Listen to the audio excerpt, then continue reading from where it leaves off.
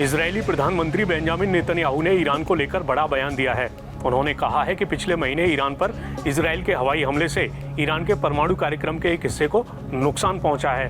Netanyahu ने संसद में दिए भाषण में कहा, ये कोई रहस्य नहीं है। उनके परमाणु कार्यक्रम का एक खास हिस्सा इस हमले में प्रभावित हुआ है। न्यूज एजेंसी रॉयटर्स के मुताबिक नेतन्याहू ने इस हिस्से की पहचान नहीं बताई। हालांकि उन्होंने ये भी कहा कि ईरान के परमाणु हथियार बनाने का रास्ता ब्लॉक नहीं हुआ है। नेतन्याहू ने हालिया अमेरिकी राष्ट्रपति चुनाव जीतने वाले डोनाल्ड ट्रंप का भी जिक्र किया।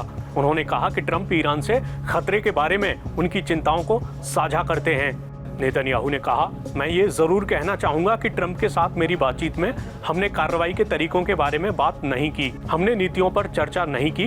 राष्ट्रपति के पदभार संभालने में समय भी है, लेकिन मैं ये कह सकता हूँ कि ईरानी खतरे पर हमारी राय एक जैसी है। इस बीच नेतन्याहू ने ईरान और उसके सहयोगियों के खिलाफ इजरायल के युद्ध के प्रमुख मोड़ पर बाइडेन प्रशासन के फैसले और नीतियों की आलोचना भी की।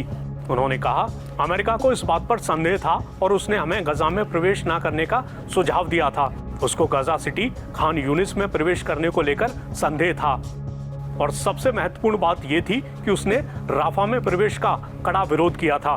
दरअसल अमेरिका ने इजरायल से अनुरोध किया था कि वो राफा में अपने हमले इस तरह से नियंत्रित करे कि आम लोगों को कम से कम नुकसान पहुंचे। नेतन्याहू ने कहा, राष्ट्रपति बाइडेन ने मुझसे कहा था कि अगर हम अंदर जाएंगे तो हम अकेले होंगे। उन्होंने ये भी कहा कि वे हमारे लिए महत्वपूर्ण हथियारों की खेप रोक देंगे और ऐसा हुआ भी।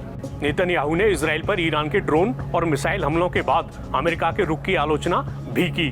उन्होंने कहा, फिर से हमारे दोस्त ने हमें बताया कि जवाब देने की कोई जरूरत नहीं है और मैंने कहा कि बैठे रहना और प्रतिक्रिया न देना स्वीकार्य नहीं है और हमने जवाब दिया।